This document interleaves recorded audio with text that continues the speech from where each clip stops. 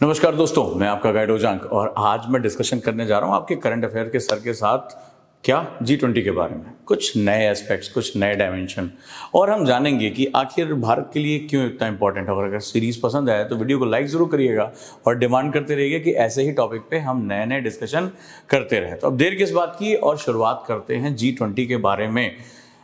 शुरुआत होती है वसुधैव कुटुंबकम की। भारत जो कि एक प्राचीन अर्थव्यवस्था है, एक प्राचीन संस्कृति है और वसुधैव कुटुंबकम की बात कहने वाला दुनिया का इकलौता देश है। वसुधा, पृथ्वी, पूरा पृथ्वी मेरा परिवार है। ये आप इसकी सोच को देखिए कि हम प्राचीन समय से ही कितनी महान सोच के लोग रहे हैं और आज राष्ट्र अपनी उस सांस्कृतिक धरोहर को समझते हुए पूरे विश्व के कल्याण के लिए निकल पड़ा है। तो हम सभी भारतीयों के लिए ये बहुत ही महत्वपूर्ण क्षण है, बहुत ही प्यारा क्षण है। क्या कहते हैं सर? सर, ये तो बहुत ही हमारे लिए एक प्राचीन व्यवस्था, जो हमारी प्राचीन व्यवस्था है उसके महाउपनिषद से इसको लाया जा रहा है और कहीं ना कहीं वेद और पुराणों की एक समझ जो यही यूरोपीय या जो अंग्रेज लोग थे, जो हमारे संस्कृति को अंधविश्वास बता रहे थे, वो इस चीज को अपना रहे हैं और पृथ्वी को एक माता की तरह, एक माँ की तरह बिल्कुल मान रहे हैं। और एक पूरा विश्व जो टुकड़ों में एक बटा हुआ था, जिसका संदेश हमारे ऋषि मुनि सर पहले दे गए कि ये पूरी फैमिली है, एक घर है, एक साथ मिलकर रही है, वो उस चीज को आज जरूरत है। क्योंकि पूरे विश्व में हम देख रहे हैं युद्ध हो रहा है, कहीं भूखमरी है और अकाल पड़ रहा है। तो उस समय एक दूसरे की सहायता एक परिवार की तरह और बड़ा बढ़िया अगर देखें कि इसका जो मोटो वो क्या, one earth one family one future, यानी पूरा पृथ्वी एक परिवार है, एक ही सबका भविष्य है और वो है मानवता का कल्याण। मैं सही हूँ? बिल्कुल सर। तो जरा G20 पे डिस्कशन करते थोड़ा सा और आगे बढ़ते हैं और समझते हैं कि ये चीजें क्या हैं और मेरे कुछ प्रश्न हैं। सबसे बड़ी बात है कि G20 को लेकर हम इतना हाइप क्यों कर रहे हैं? आपको नहीं लगता गवर्नमेंट कुछ ज्यादा ही हाइप कर रही है? सर, इसका एक कारण है कि हमें हाइप थोड़ा करके दिखाना पड़ेगा, जैसा गवर्नमेंट जो दिखता है वो बिकता है। तो बिल्कुल सर, ऐसा कह सकते हैं। और इसका कारण यह है कि विश्व में कहीं ना कहीं भारत को बैकवर्ड करने की कोशिश की जाती है हर बार, हर एक स्टेज पर। जैसा कि हमें अक्सर UN में भी देखने को मिल जाता है। और अगर अभी आज के हमारे विदेश मंत्री जैसे इंटेलेक्चुअल लोग ना हो तो कहीं ना कहीं हमें बैक कर ही दिया जाएगा। तो हमें एक हाइप करके चीज़ों को दिखाने की जरूरत है कि इंडिया जो है G20 का रिसेंटली मेंबर बना और वो आज इसका प्रेसिडेंट है और इसके डेलीगेट्स को इंडिया बुला रहा है और अलग अलग क्षेत्रों में अलग अलग तरह की जो मीटिंग्स, जैसे कल्चरल मीटिंग्स हो, सोशल मीटिंग्स हो, वुमेन्स एम्पावरमेंट को लेकर मीटिंग्स हो, वो सारी मीटिंग्स को ज़्यादा ऊंचाइयों पर दिखा रहा है कि हम विश्व से कितना आगे निकल चुके हैं और विश्व जो पीछे हमको फॉलो करता हुआ आ रहा है वो अभी भी हमें। अब देखो, यहाँ एक बड़ी इंपॉर्टेंट बात है, सोचने वाली बात है कि एक्चुअली क्या है कि पूरी दुनिया में जितनी भी ये वर्ड यूज होते हैं, जो भी टैंट्रम्स यूज होते हैं, ये सारी जो विदेशी कंपनीज हैं या जो फॉरेन कंट्रीज हैं, जो सो कॉल्ड डेवलप नेशन हैं, वो करते हैं। हमें थर्ड वर्ल्ड नेशन कहा जाता है इकोनॉमिक्स, अगर आप जानते हो। हम तीसरी दुनिया के देश हैं, पता नहीं इनकी कौन सी तीसरी दुनिया है, मुझे याद तक समझ नहीं आया। तो एक विकासशील देश की अपनी एक जो है वो आकांक्षा होती है कि देखो हम भी नेतृत्व कर सकते हैं। अगर आप देखो तो पूरी दुनिया में जितने भी मंच हैं, सब ज्यादातर डोमिनेंस किसका है? वो विकसित देशों का है। वो पकड़ के बैठे, उन्होंने अपने काम के लिए सब कुछ बना रखा है, दुनिया भर के ताम झाम उनके अपने आप। भारत के लिए सिर्फ G20 नहीं है, ये सबसे बड़ी बात है ये दिखाने की कि अगर हम एक बहुत वैश्विक सम्मेलन की तरफ बात करें, दुनिया की टॉप 20 इकोनॉमीज की बात करें, तो भारत के अंदर मद्दा है, भारत के अंदर दम है कि वो इन लोगों को बुलाकर इनका लीडरशिप कर सकता है, पूरी दुनिया को बता सकता है। सबसे मजेदार बात है कि जिस कश्मीर को लेकर हल्ला दंगा मचा हुआ था, ये है वो है, वहां पर ले जाके करा दिया, डल झील घुमा दिया, वहां योगा करा दिया और चूं नहीं हुई और बाहर आ गए। ये भारत ने बताया कि देख भाई, हमारे राष्ट्र की सुरक्षा हमारे हाथ में और हम कर सकते हैं, हमें तुमसे बार बार पूछने की जरूरत नहीं। और एक बार ध्यान रखना, बड़ी इंपॉर्टेंट बात है और इत्तेफाक रखते हो बताना कि जब कोई राष्ट्र अपनी शक्ति में विश्वास करना शुरू कर देता है, चाहे आप हो, चाहे मैं हूं, चाहे राष्ट्र हो, तो जब हम अपनी शक्ति में विश्वास करना शुरू कर देते हैं तो वाकई में हम मिराकल कर देते हैं। बिल्कुल सर, बहुत। और ये बड़ी इंपॉर्टेंट बात है। कारण ये है ना कि जब ये पूरा तामझाम देखोगे तो इससे पहले आप मुझे बताइए, आपने यहाँ पे जो चीजें बताई हैं, मैक्सिको, चाइना, अर्जेंटीना, इंडोनेशिया, कि केवल 4 ही देशों ने अभी तक, विकासशील देशों ने इसकी प्रेसिडेंसी ली है।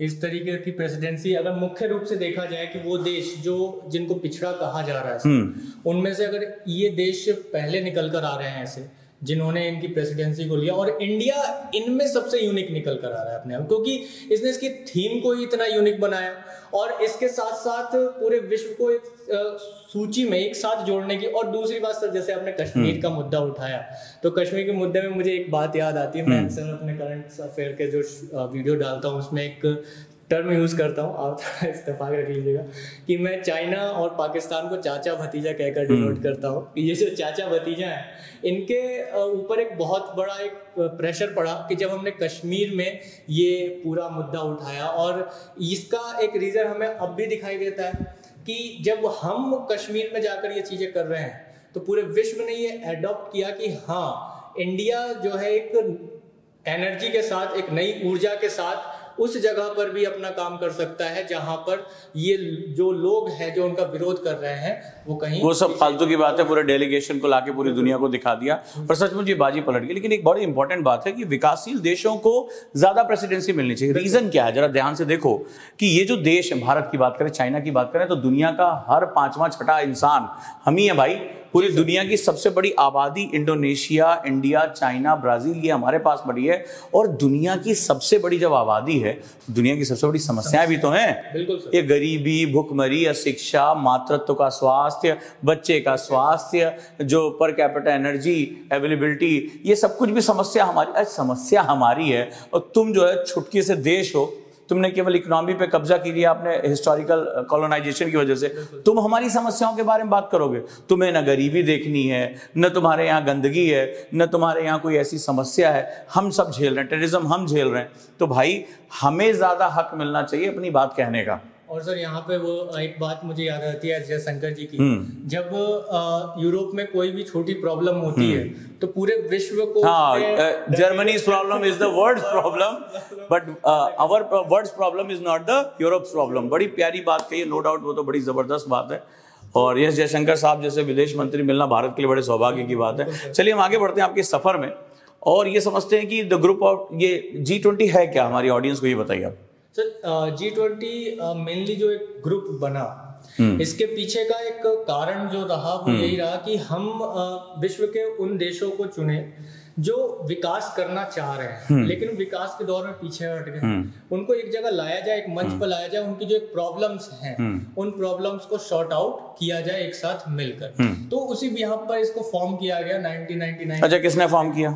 सर ये तो एक मंडल बैठा, एक चीजें बैठी। कौन था उसका दादा, कौन था उसका माई बाप, कौन था, किसने शुरुआत की? यही सर कि यूरोपियन जो यूनियन। हाँ, ये हुई ना मजेदार बात। अच्छा, अभी सर बोल रहे थे कि सबके इकोनॉमी को साझा किया जाए, उनको आगे लेकर जाया जाए। लीड किसने किया? यूरोपियंस ने।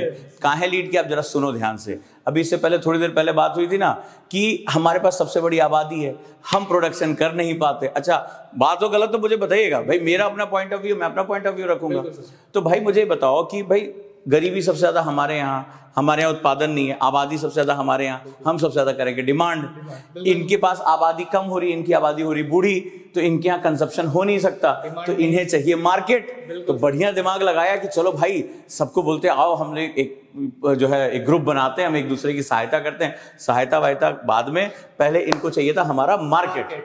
ठीक है, हमारा मार्केट चाहिए कि भाई ये लोग आबादी में ज्यादा हैं, हमारा सामान ये खरीद सकते हैं, कंज्यूम कर सकते हैं। अगर आपको लग रहा है कि ये जब स्थापना हुई इसके पीछे जो है, तो कमेंट बॉक्स में बताना कि कौन मेरे से इत्तेफाक रखता है। आपको क्या लगता है, ये पूरी अर्थव्यवस्था को बढ़ाने के लिए किया गया, विकासशील देशों को आगे लाने के लिए किया गया? कहीं ना कहीं आपका पॉइंट बिल्कुल सटीक है सर कि उन देशों में जहां आबादी की डिमांड गिरती जा रही है, उनकी अब कोई डिमांड बची नहीं। चाहे ये एशियाई देशों में भी अगर जापान को देखा जाए तो वहां की आबादी गिर गई। यूरोपीय देशों में भी आबादी लगातार गिरती जा रही, बूढ़ी होती जा रही। जब बूढ़े लोग डिमांड करेंगे नहीं तो उनका प्रोडक्ट कौन खरीदेगा? सही बात, यही बात आपने बिल्कुल सर सही ठीक कही। तो मेरा देखो भाई, किसका व्यू सही है? मेरा व्यू है कि भाई ये ग्लोबल हमेशा इन्होंने जितने ऑर्गेनाइजेशन बनाए उसमें ये था कि विकासशील देश गरीब देशों के संसाधनों का दोहन कर सके, उसका शोषण कर सके।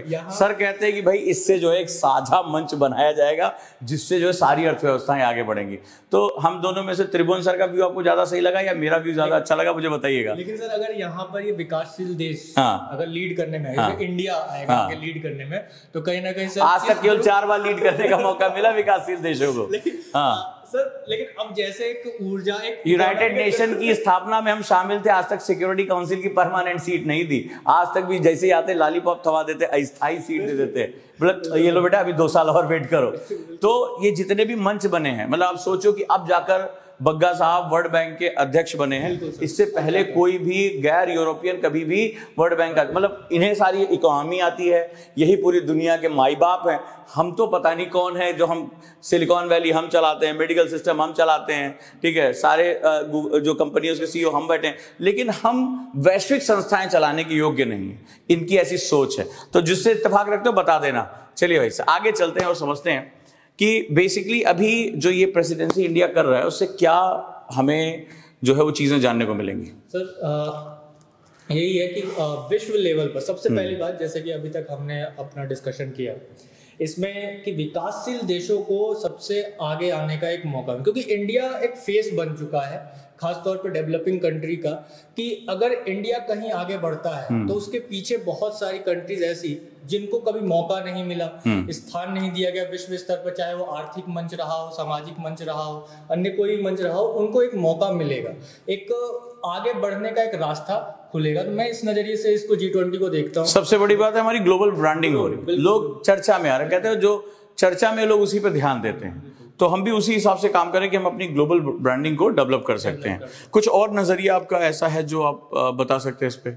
सर एक तो इकोनॉमिकल जो हमारा एक आर्थिक एस्पेक्ट है वो इसका एक बहुत बड़ा रीजन बनेगा, क्योंकि हम जहाँ 5th पर आ रहे हैं तो कहीं ना कहीं ये भी कयास लगाया जा रहा है कि इसके बाद हमारे यहाँ एक इन्वेस्टमेंट भी तेजी के साथ बढ़ेगा और हम जो है 3rd नंबर ब्रांड इंडिया को हम पूरी दुनिया में सेल आउट कर सकते हैं। मेक इन इंडिया एक बहुत बड़ा प्रोजेक्ट है गवर्नमेंट ऑफ इंडिया का, उस मेक इन इंडिया को हम बहुत तेजी के साथ आगे बढ़ाएंगे। और इस समय पूरे विश्व में मुझे लगता है कि एक सैन्य शक्ति से ज्यादा किसी देश को अपनी आर्थिक शक्ति को मजबूत करना चाहिए और सॉफ्ट पावर करनी चाहिए। सॉफ्ट पावर, तो वही चीज अब यहाँ पर हमें सब देखने को बिल्कुल मिलने वाली है। और कोई इसमें पॉइंट ऑफ व्यू देना चाहेंगे भारत को, और क्या फायदे हो सकते हैं? भारत को एक तो जैसे अभी आर्थिक पर हमने बात की, और दूसरा कि विश्व के अन्य मंच पर भी उसे इसी प्रकार के मौके और मिलेंगे, क्योंकि इसको बहुत ही ज़्यादा सक्सेसफुल तरीके से इंडिया ने ऑर्गेनाइज किया है। तो आगे हमें ये देखने को मिल सकता है कि विश्व के जो अन्य मंच हैं उसमें भी इंडिया को एक लीडरशिप दी जाएगी और उसके भी कई मायनों में हमें फायदे नजर आएंगे। बहुत बढ़िया, यानी कि भारत ये दिखा रहा है कि अब वो बड़े से बड़े वैश्विक सम्मेलन का आयोजन कर सकता है, इंफ्रास्ट्रक्चर है उसके पास, और सबसे बड़ी बात है पूरे विश्व का मीडिया इस पर ध्यान रख रहा है और भारत अपनी जो पावर है वो पूरी दुनिया को बता सकता है।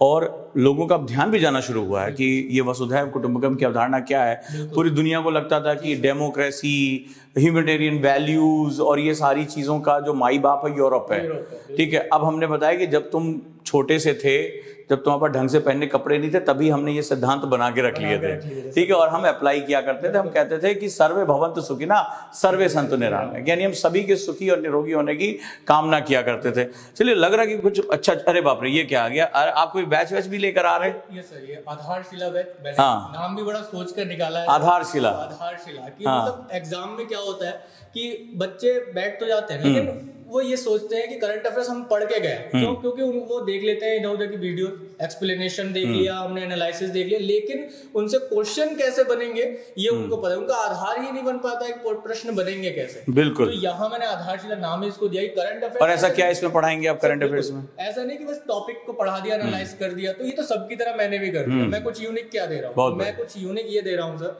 कि हर एक उस टॉपिक के साथ उससे क्वेश्चन कैसे बनने वाले हैं उस क्वेश्चन को बकायदा फ्रेम करके उनको दे रहा हूँ और उसके साथ डिस्कशन भी साथ में कर रहा हूँ। और आज ही मैंने सर डेमो क्लास उसका लिया है, देखा है। और पहले 100 छात्रों के लिए 399। तो मुझे लगता है कि ये तो बड़ी जबरदस्त बात है, क्योंकि इस बार के प्रीलिम्स में दिखा दिया यूपीएससी ने कि वो बहुत दूर तक जा रहा है, और अगर आप स्टैटोडायनेमिक वे में पढ़ाई नहीं कर रहे हो तो यूपीएससी में प्रीलिम निकालना भी आपके लिए बहुत मुश्किल होता जा रहा है। और दोस्तों, आप जान ही रहे हैं कि अगली अगर हम चीज, अरे बाप रे आपका जहाज उड़ गया सर, ठीक है।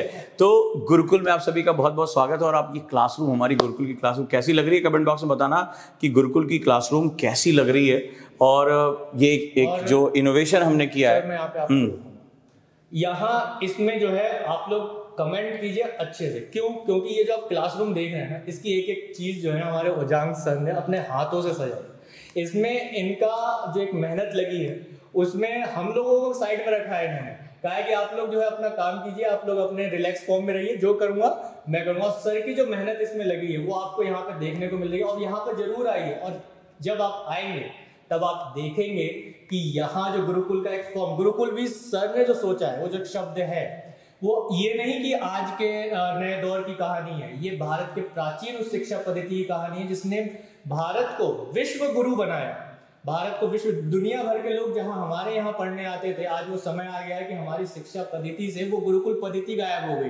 तो सर का जो एक सोच था, उसके लिए मैं ये कहूंगा कि आप सभी लोग एक बार जोरदार कमेंट करेंगे, और सर को मेरी तरफ से भी थैंक यू, अपनी तरफ से भी एक बार थैंक यू। हाँ, मेहनत तो लगी, लेकिन हाँ एक ड्रीम था कि इस तरह से एक आदर्श क्लासरूम होनी चाहिए, एक कैंपस होना चाहिए, और आप लोगों के प्यार की वजह से आज हम वो कैंपस बना पाए हैं। वही हरा भरा वातावरण, और बड़ा आश्चर्य, आज मैंने अपने बच्चों को एक कंपटीशन दिया कि जहाँ हमारी क्लासरूम की खिड़की से चारों तरफ पेड़ ही पेड़ हैं, तो यहाँ मोर बैठता है। तो मैंने कहा जो मोर की वीडियो कैप्चर करेगा उसको मेरी तरफ से प्राइज है।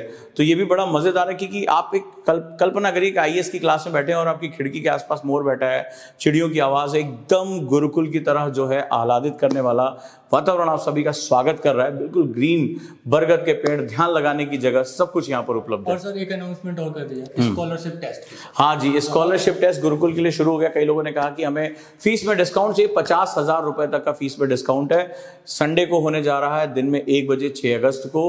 उजांग टेस्ट प्रैक्टिस पे स्कॉलरशिप टेस्ट जरूर उसमें ज्वाइन करिएगा दोस्तों, क्योंकि इससे हमारे जो बच्चे हैं जिनको डिस्काउंट और चाहिए गुरुकुल के 3.0 बैच में, उन सभी का बहुत बहुत स्वागत है। तो उम्मीद करूंगा कि अब जुड़े रहेंगे और ये डिबेट कैसी लगी बताएंगे, और आरएफआर के साथ अभी नहीं जुड़े तो जुड़ जाइए। 10 अगस्त से आपके प्रीलिम्स का डर हमेशा के लिए खत्म करने जा रहा हूं मैं। Thank you so much. बहुत बहुत